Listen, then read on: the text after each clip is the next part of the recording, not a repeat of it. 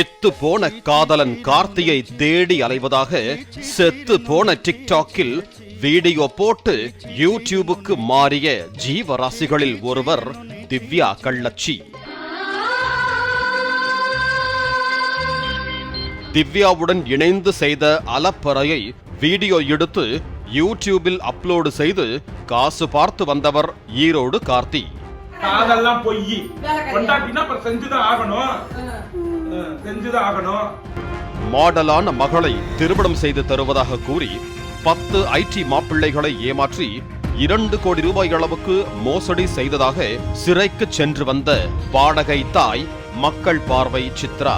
இது மக்கள் குரலா இப்ப ஒலிக்க போறது, எல்லாரும் கேளுங்க. நான் வளர்ந்து வரும் சமூக ஆர்வலர். 7 வருடங்களுக்கு முன்பு சேலத்தில் திருமண மோசடி வழக்கில் சிக்கி குண்டர் தடுப்பு சட்டத்தில் சிறை சென்று திரும்பிய இந்த சீட்டிங் சித்ரா கடந்த சில தினங்களுக்கு முன்பு சென்னையில் செய்தியாளர்களை சந்தித்தார்.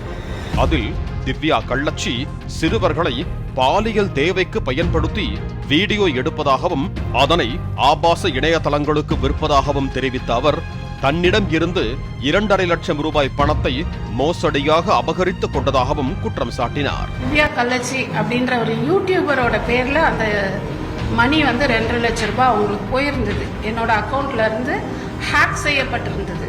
இது குறித்து சித்ரா டிஜிபி அலுவலகத்தில் அளித்த புகார் விசாரணைக்காக விருதுநகர் மாவட்ட காவல் கண்காணிப்பாளர் அலுவலகத்திற்கு அனுப்பி வைக்கப்பட்டது. மாவட்ட குழந்தைகள் நல அலுவலரின் கவனத்திற்கு சென்ற இந்த ஆபாச வீடியோ விவகாரம் தொடர்பாக ஸ்ரீவில்லிபுத்தூர் போலீசார் விசாரித்தனர். இதில் பல திடுக்கிடும் தகவல்கள் வெளிவந்தன.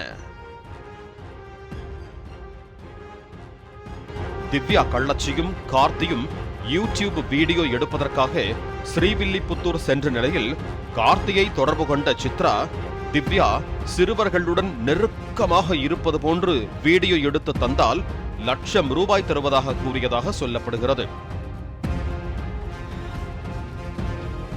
அதன் பேரில் தனக்கு தெரிந்த ஹவுசிங் போர்டு ஆனந்தை வரவழைத்து 2 சிறுவர்களுடன் திவ்யா ஆபாசமாக இருக்கும் வீடியோவை பதிவு செய்த கார்த்தி அந்த ஆபாச வீடியோவை சித்ராவுக்கு அனுப்பியுள்ளார்.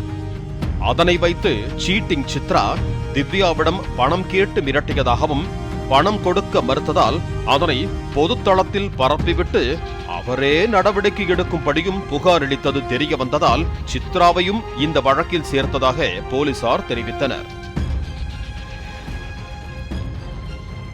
இதையடுத்து சிறுவர் ஆபாச பட விவகாரம் தொடர்பாக திவ்யா, கார்த்தி, ஆனந்த், சித்ரா ஆகிய 4 பேரையும் போக்சோ சட்டத்தின் கீழ் கைது செய்திருப்பதாக போலீசார் தெரிவித்தனர். பெரியவர்கள் முதல் சிறியவர்கள் வரை விரும்பி பார்க்கும் யூடியூபில் இவர்கள் மட்டுமல்ல, டிக்டாக்கில் இருந்து இடம்பெயர்ந்து தங்களை ஏதோ செலிபிரிட்டியாக நினைத்துக் கொண்டு அருவருக்கத்தக்க வகையில் வீடியோ வெளியிடும் மற்ற யூடியூபர்களின் பின்னணியையும் விசாரித்து கடும் நடவடிக்கை மேற்கொள்ள வேண்டும் என்பதே அனைவரின் எதிர்பார்ப்பு. பாலிமர் செய்திகளுக்காக விருதுநகர் செய்தியாளர் மணிவண்ணன் மற்றும் வேல்ராஜ்.